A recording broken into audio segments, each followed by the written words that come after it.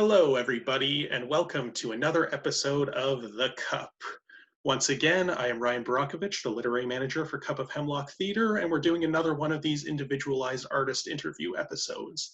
Today, I'm joined by a very special guest. His name is Matteo Esposito, and he is a playwright from Oakville, Ontario, who has recently written a play called Sorting It Out, which has had some productions already, and hopefully will have more on the horizon. Matteo, how are you doing today? Good. How are you, Ryan? Nice to be with you. Yeah, I'm doing great. Nice to have you on the show. Thank you. Yes, yes. So I guess my first question is, what's in your cup today, as always? That's awesome. Great question. Water. Water. I Nice. wanted to do a little bit of something healthy because Yes. of the unhealthy lunch. But I think the best way to do things is to be healthy and understand your mental state and all that. So yeah, absolutely. So I think water is a great choice for that, and I'm glad you have something healthy in your cup. Thank you. So I just gave you a, yes, what's that? What are you drinking? Oh, I'm drinking orange pico tea, actually, Ooh, which is nice. also healthy, but a little more caffeinated. Tea and coffee, you can't go wrong with that, you know? Yeah. Yes.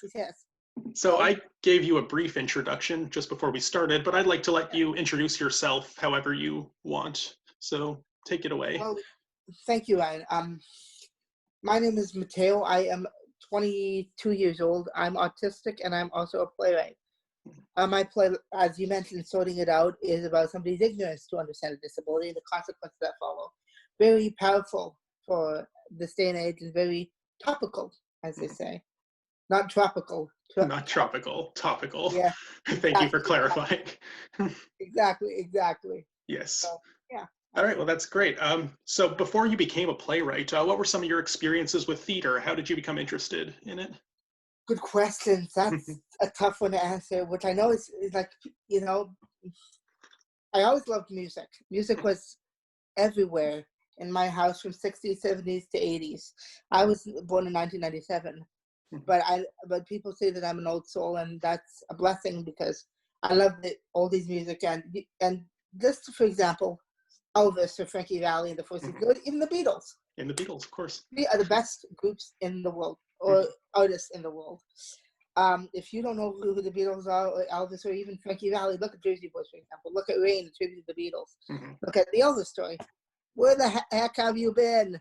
It's Where okay. the heck have you been? You have time to catch up. Don't worry. If you, yes, but go on. No, exactly. Where have you been? And you better catch up because these artists won't last forever. But in my heart of hearts, it comes within you, you know. But like I said, I always loved music. I used to play the piano and all that, and actually, music has always been a part of my life. But the theater came at the end of grade 6. At the end of grade 6, I had this passion for saying, you know what? Let's look up Lion King. So I just typed up Lion King, the musical, true story, and Circle of Life came up with the animals and everything. Now, I don't want to give it away if you haven't seen Lion King, the musical. But if you do see it, you're in for a shock, and it's beautiful. Julie Taymor's exceptional vision of the masks, the puppetry, and a couple of the surprises along the way. And she's the first woman ever to win a Tony Award, Julie Taymor. Yeah, and she definitely deserved it with that show. That was an excellent production. Oh yeah. You can't go wrong with Disney's The Lion King. And if you haven't seen it, like I said, go see it. Wherever it's playing after the pandemic, just go see The Lion King. Yeah. Great. So that's how I started into the theater, and then I got the bug, as they say, which a lot of people say, bug, a bumblebee? No, not a bumblebee, not a fly. In the theater world, is a term that we call it the bug, but really it's a passion for the arts. Yeah. So I think that's where it all started. The end of grade 6. I keep thinking at the end of grade 5, right? But the end of grade 6. So yeah, and then it spiraled on to a passion of seeing what I can do to be in the industry, and you know, and it's tough, but it's a tough industry, as everybody would know. Of course. But I have a passion for not only the theater, but I have a passion for telling stories that are brutally honest. Like I said, I have autism, and the best thing to do is to be honest about yourself, about your craft, about what you can and cannot do. And also, as a theater artist, and I wanted to mention this very clear, wouldn't the audience or anybody walking the street, if they see a Down syndrome person or an autistic person, what do you want to see that on stage? Mm-hmm. You know what I mean? It's like one of the things. Art imitates life and life imitates art. Mm-hmm. Well, that's the cliche, but we don't see that very often with disabilities, including gay people and not to be rude, transgender and all that. Mm-hmm. Yes, there's Rocky Horror Picture Show, which is excellent, Time Warp and all that, but there's very few plays about disabilities. Yes. And very few plays about how a disability can get in the way and how it's glorious to have one and all that. So yeah, but that's what I think. I think that's great, and it's good that you are putting these works into the theater community to really make more of that representation happen.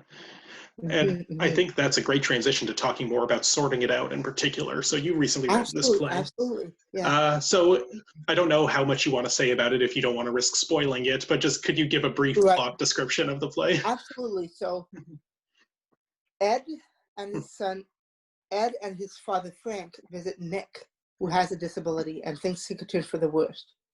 Ignorant things are said and done, and by the end of the play, you have to hit rock bottom and understand the truth. And that's all I'm going to give you. Okay, that's good. And if anybody would like to read it, they can email you at your email, correct? And you're happy to share the script with anyone who's interested? Oh, absolutely, yes. 110%, yes. I also saw, that you had a recording of it on YouTube of people reading the play over Zoom. Yes. So I could maybe put the link to that in the description of this video so people can find that. But yes, an international cast, and some people were British. I was Canadian. One was American. So I call it an international collection of artists that came together to create a beautiful piece of work and to basically celebrate what it is to be autistic, what it is basically to be human as theater creators, you know? Yeah. So what motivated you to decide to write this particular play? Good question. It was based on a true story that happened to me. That's very unfortunate that did have to happen to you, just knowing what happens in the play, but... Yeah, and like I say to people, things do happen.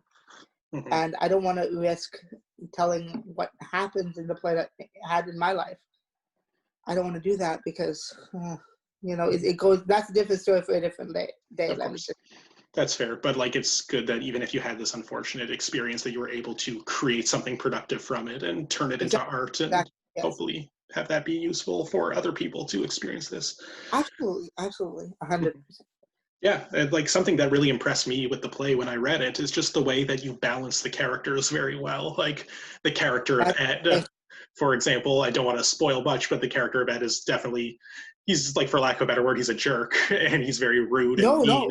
And that's what I wanted to, right? Like I said, how can we discuss an audience and make them so uncomfortably moved to say, this guy's a jerk, but you fall for the other character. Yeah. And I hit the perfect balance of that, crafting it in my aesthetical way, or an aesthetic for that matter, and I think the characters speak for themselves. When you read a play like mine, yes, you feel like one person told me, and I don't want to give what the audience said away, one of the person that we performed it, like you were telling everybody, we performed it last year at high school. And basically, one of the audience members came down and told my uncle, who actually directed it, who was a musician, a fabulous musician, Anthony Tulo, who is a country rock artist. Right.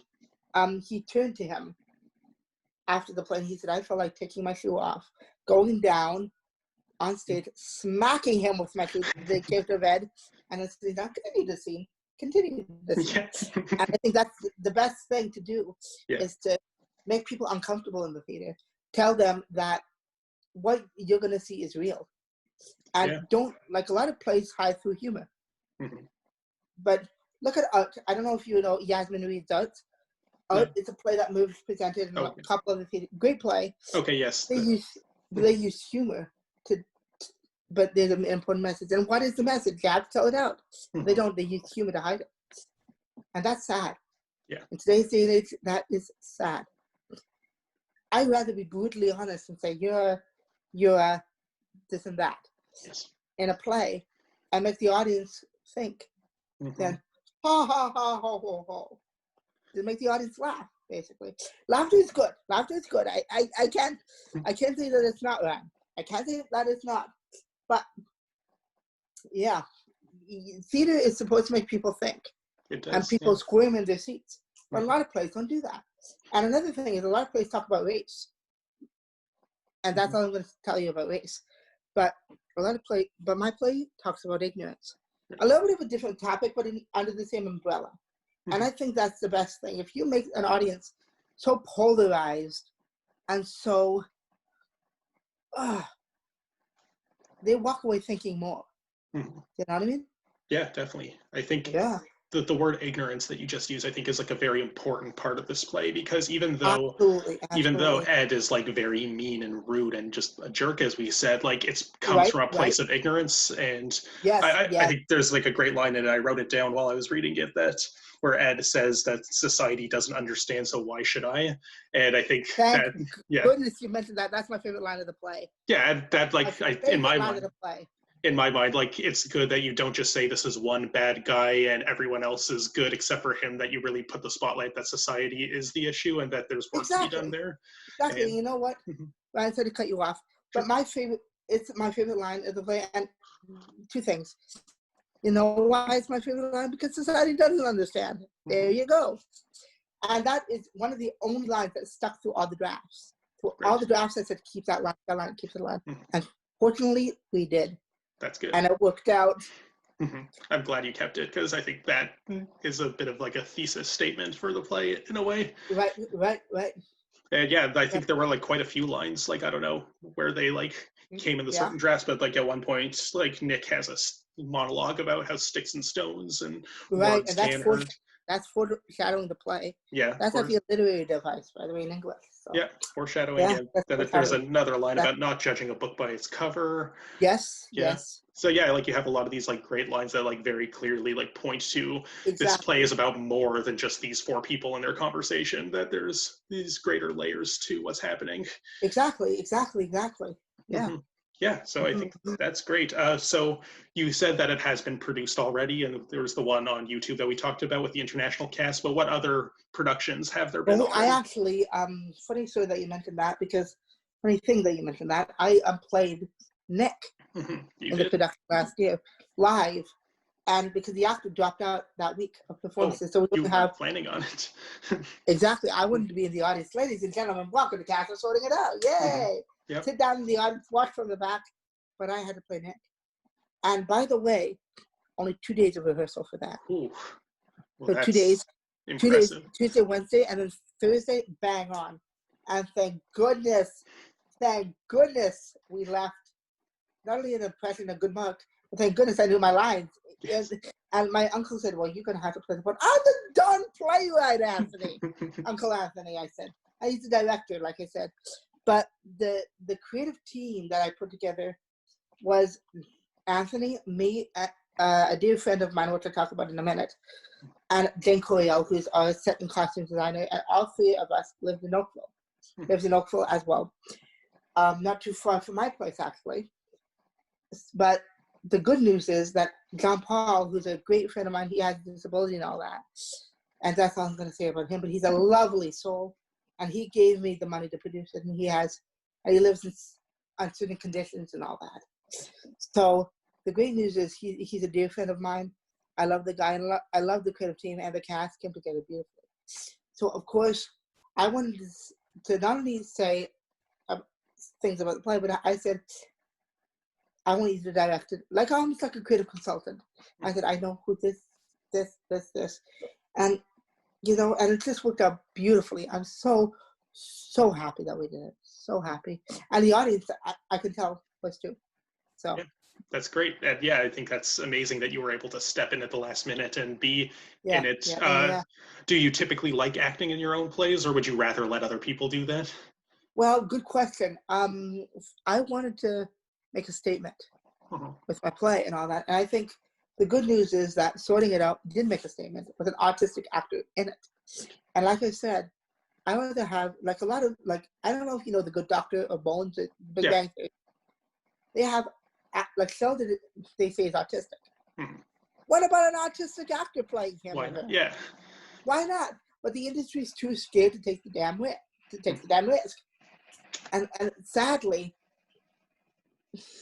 that's our industry, and it's a brutal one, by the way, as you know. But sadly, that's just the way the industry is. And I said, you know what? If I want to do this playwright, let me play Nick. Yeah. And at all costs, I played Nick. I had to put the microphone on. I saw a few people walking back and forth like before the play, but the majority of the audience wasn't expecting me on. And like I said, I performed brilliantly, and it worked out well. So yeah, I'm so happy that it did. Yeah. Well, I'm glad it worked out. And like when I saw the YouTube version with the international cast, you played Nick there too. So I did, yes. Do you think you'd like to continue playing him in future productions of it? Yes. I think if I don't, there should be an artist chapter who should. Yes, of course. Because like I said, the industry is so narrow-minded that they should invite. It's not an invitation. We are part of society. We are part of this umbrella of society that we're a part of society. And if you don't like us, well, that's your problem.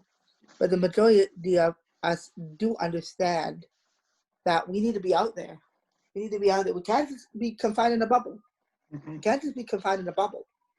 And I think the best thing to do is to really, really have special needs on stage and even off stage, backstage as well. I'm going to Sheridan, like I said, college, fantastic school, could come from away and all that. And that's amazing. I get to start in September. But the thing is, you know, I want to be a game changer in the industry for special needs. I don't want this, oh, you can't do it because you have special needs. To me, that's bull. Excuse my language, but that's bull. That's okay. Thank you. But in my opinion, if everybody works hard and believes in themselves, you can achieve anything. That's what I believe. On stage, off stage, this is not the 19th century where we can hide behind a curtain and say, we wear black. We wear black clothing and we hide behind a curtain. This is the 21st century, Ryan. This is the 21st century man. I know, and I'm glad that we're able to be making these changes and getting this representation, of course. Exactly, and this presentation is amazing. Go on, sorry. No, it's fine. I was glad to hear all of that you had to say about it. I think that's wonderful. So in addition to having written this play, you've also once started your own theater company called Take Flight Theater. What anything you'd like to say about that, or the goals of the company, maybe? Well, I don't run the company anymore, but it was basically at Community to Live It, which is, and the same thing is, I wanted to bring people who you were seeing in real life, special needs, on stage, and I wanted to bring them on stage. Even backstage, we brought in Jane Coriel, who I mentioned before, who designed the set and costumes, which sorted it out.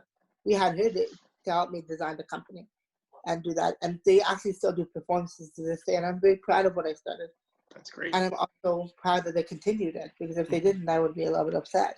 Yeah. But I'm happy that they are continuing the work of my company, and it's just a beautiful, beautiful thing that I started and everything. And I said, you know, how can we? And I said I wanted to work in theater. So there's a lady that works at CLO. She doesn't work there anymore. Said, Matteo, you want to work in theater? Well, a lot of these special needs want to work in theater. I'm like, let's start a theater company. There we go. And I started it. And it worked out well. Yeah. I'm so glad. And that's so nice that even after you've no longer worked there for them and running it yourself, that they're still keeping it going. Absolutely. That's actually very rare when someone starts their own theater company, that as soon as they step down, that their collaborators and colleagues keep it going. So I'm very impressed that that was able to be the case with Take Flight. Absolutely. And I think there's a need for that too. Like a need for special needs theater companies. It's a need for special needs to be the arts, whether it's music, theater, performance, backstage, onstage, film, television. Like, we're here, and we're here to stay. I agree. That's fantastic. Yeah.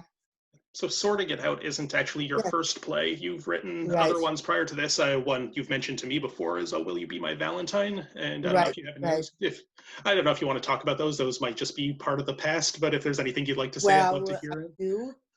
but not very much. I don't That's mention fine. that way because it's garbage. I don't think sorting it out is better. Yeah, sorting it out is better, but you're growing as an artist as you No, develop. exactly. You have to grow and develop as an artist. And that was my first foray into writing a play. Mhm. And I lovingly call it, and I joke with people, I call it, "Will You Be My Bloody Valentine?" because it sucks.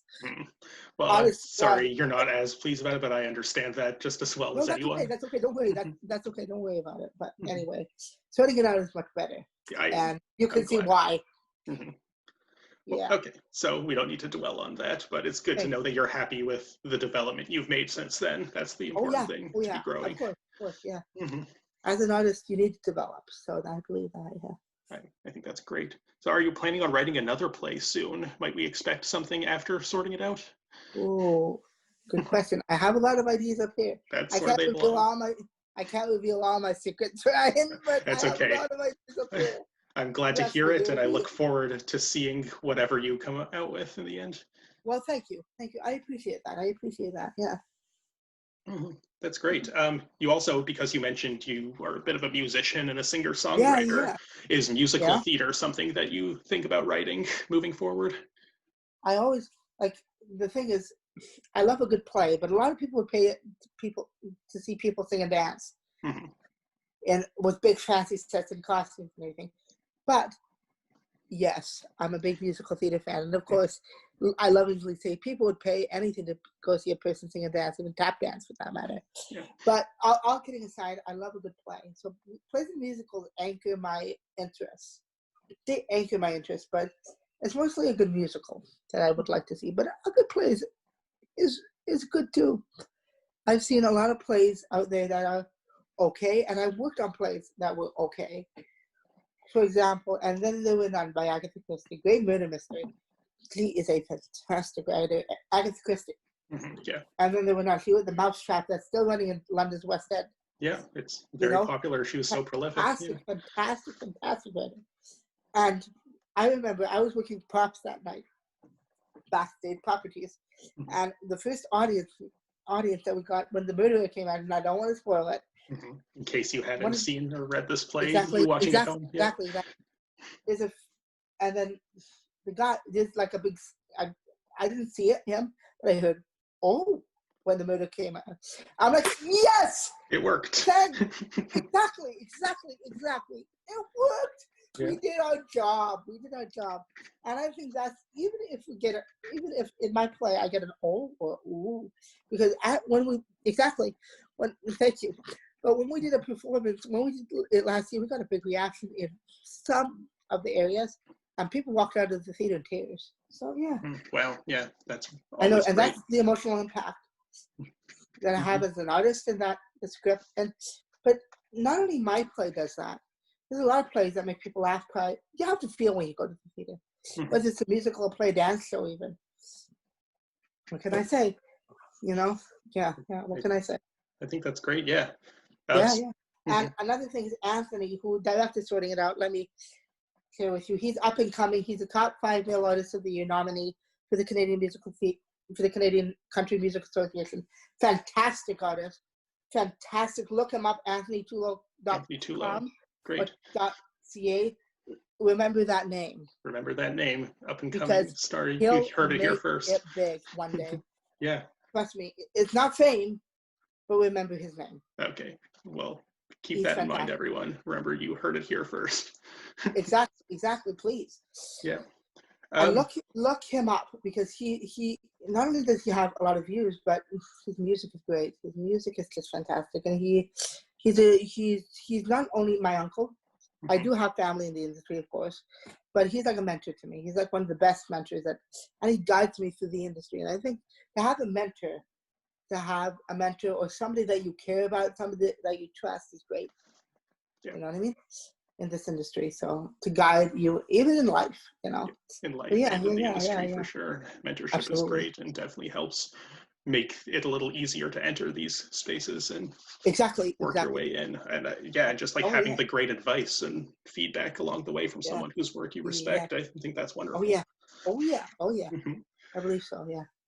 Okay, so just have a few questions left, and they're all kind of just on the broader topic of disability theater in general, and how theater Yes, can be a great tool for raising yeah, awareness and understanding for people on the autism spectrum yeah, or with right. disabilities in general. Oh So, yeah, oh yeah, so like oh we've yeah. talked about this a little bit in relation to sorting it out specifically, but Uh-huh. just generally, do you have like specific ideas of like why theater is such a good tool for raising this type of awareness?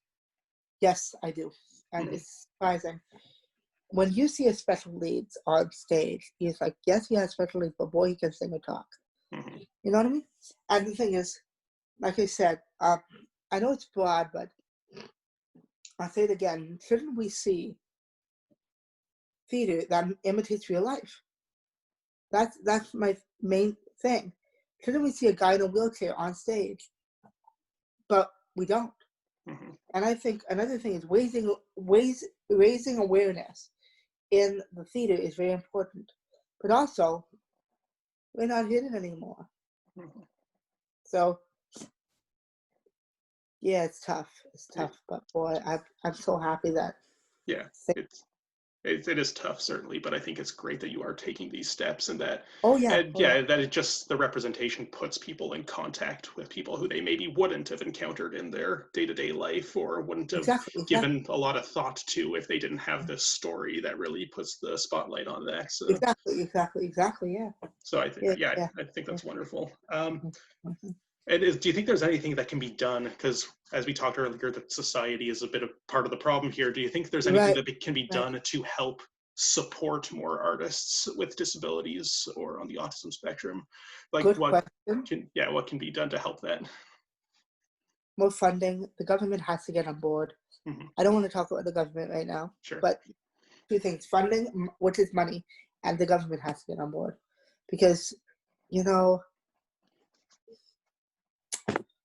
yeah, Yeah, yeah, like and obviously it we. breaks my Mhm. it breaks my heart to hear that a lot of people want to be in an industry, but they don't because they're discriminated against because they're and in my play again is the ending monologue where Nick, which is the character that I play, says, if you're ever discriminated against, I will be there. I promise you, I will be there. And that's a metaphor for life. If you see somebody who's vulnerable, help them out. Yeah, that's Yeah. wonderful, perfect, and yeah, and I think funding definitely would be something that would help that. Right. It's an unfortunate Yeah. reality of making any kind of Exactly. art Exactly. that you need money to do so, and Right. yeah, Right. I Exactly. yeah, Uh-huh. like Mozart had his prince funding his work. We have the Canada Exactly. Council, and that's essentially Yeah. Yeah. how it makes sense. Yeah. Exactly. Exactly. Yeah. Yeah. You've also expressed a bit of an interest in theater as a tool for like education in public schools and private schools that we can do Yes. touring Yes. productions. Yeah. How do you envision something like that working and helping with what we've been talking about? Right. Right. Absolutely. Absolutely. If there's more awareness in the schools, people get it. Hmm. I hear people use slang that they used to use with disabilities. I don't want to say anything, Yes. but I hear people, and it's sad, especially these young men and women who come out of high school. I always tell the story of these guys will be doctors, lawyers. Hmm. What if they have an autistic child? Yeah. I, And I think that raising awareness needs to be done. of Whether it's course. schools, performing arts centers, whether it's a TV show. Hmm. Like, come on, you guys. Wake up, smell the beans of coffee. Smell Yes. not cup of hemlock coffee, but you know what I mean. You I know know. what I mean. Smell the But coffee. you know what I mean. Exactly. It's right Get in front of get you. exactly smell the coffee. Wake up. Exactly. Thank you. Mhm. And cheers to that Yes. too. Cheers to Because that. I 100%. believe that I believe that if more people get to know us, then the world will be richer. If you know what I mean. And I'll drink to that because I think it's a very important saying. I agree. Definitely. Boy, this water is good. I'm glad you're enjoying the water. Trust me, Stay hydrated, everyone. Um, exactly. Another message of today's thing: stay hydrated. stay hydrated. Great. Yes. Yeah, Yeah, and I think especially like in schools is the best way to start, because exactly. children will understand better than adults who've already like undergone, and like if they understand as children, they'll obviously Uh-huh. become better adults when they do enter adulthood. So Exactly. I Like think more, if they exactly. Yeah. yeah, so more touring initiatives of that kind would be great, and perhaps if that Oh yeah. funding is increased, that would be the best place for it, certainly. Two beautiful ideas. Yes, Mhm. right there. So I only have one question left for you before we wrap up. But Absolutely. this is just, what advice do you have if there are any autistic young writers Good question. watching this, or other writers with disabilities? What would you like to tell them that you wish maybe you knew when you were younger? There's 3 sets of advice. Okay, great. Be honest with yourself and others. Be honest about the stories you're telling. The second thing is believe in yourself and work hard. Because if we believe in ourselves and work hard, you can achieve anything. And the best is to be the best person that you can be. So the 3 advice that I can give any person. Yeah, well, I think that's wonderful. But the main thing is to be honest with yourself and honest about the stories you are telling. If you are honest with yourself and honest with the stories, and people will say, he's honest, I like him. Not that money's a factor or society or whatever, but the main thing is to be honest. And I think the best thing to be is honest. I think that's great. So Yeah. Matteo, thank you very much for joining me on this episode of The No Cup. problem. Before we go, do you have social media handles if people want to follow you that you would like I do. to? I actually have a website, About Me Okay. /MatteoEsposito.ca. And Great. you can put a link down. I'll put that in the description, as well as the video link to the international reading of Sorting It Out. Please do. Well, thank you very much for joining me again. Thank you. And take care, everyone. Stay safe, and we will see you next time.